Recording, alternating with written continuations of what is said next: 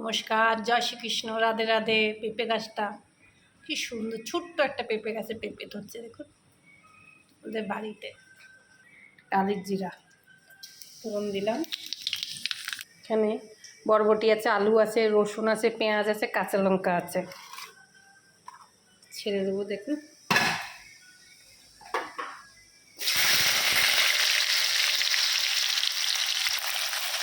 বরবটি আলুটা দিয়ে দিবি, পেঁয়াজ আর রসুনটা দিয়ে দেবো, কাঁচা লঙ্কা দিয়ে দেবো, ভাজা ভাজা হয়ে যায়।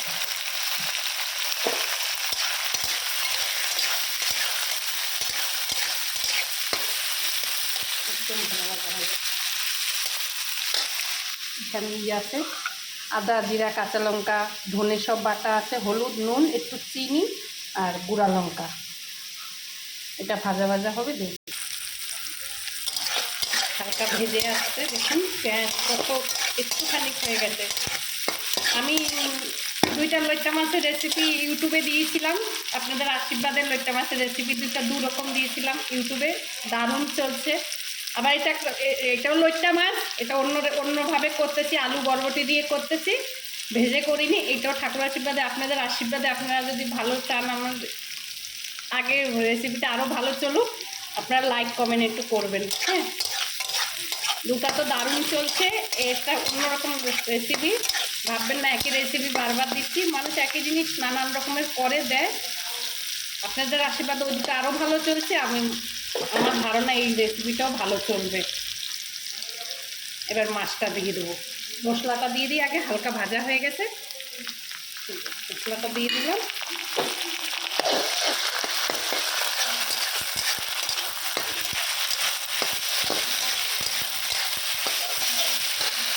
এটা ভাজা হোক। একটা মাছের রেসিপি করতে কমসে কম 8 ঘন্টা 1 ঘন্টা সময় লাগে।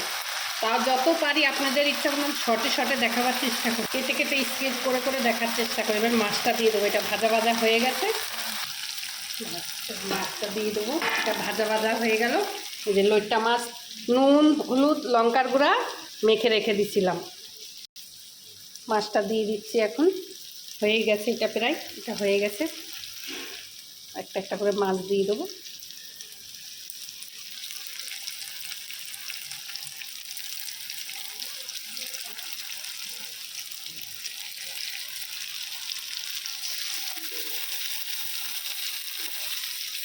মাছ মাখার সময় কিন্তু দেইনি, আজকে তেল দেইনি, সরষার তেল দেইনি, শুধু নুন, হলুদ, লঙ্কার গুঁড়া দিয়ে মেখে রাখছি।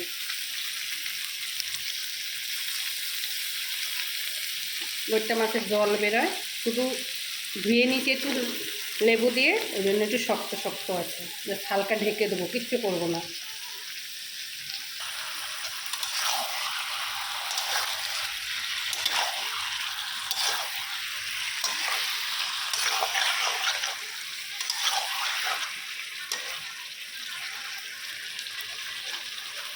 কম আঁচে হবে, একদম কম আঁচে হবে। কতটা ভাঙে কি বলতে পারবো না, যেহেতু লইট্টা মাছ একদম শৌখিন।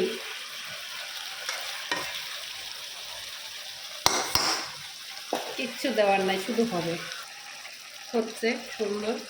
ভাববে না গোটা গোটা থাকবে, লইট্টা মাছ কোনোদিন গোটা থাকে না, একদম নরম তুলতুলে হয়। দেখা যাক কতদূর শক্ত থাকে, কতদূর নরম থাকে। হচ্ছে হোক, সব ভেজে বসাইছি।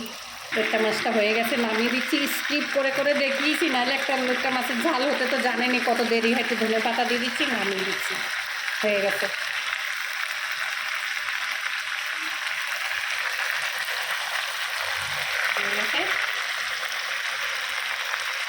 লইট্টা মাছটা হয়ে গেছে, একটু ধনে পাতা দিয়ে দিলাম। কিরম হবে জানি না, এবারে বলতে পারছি না।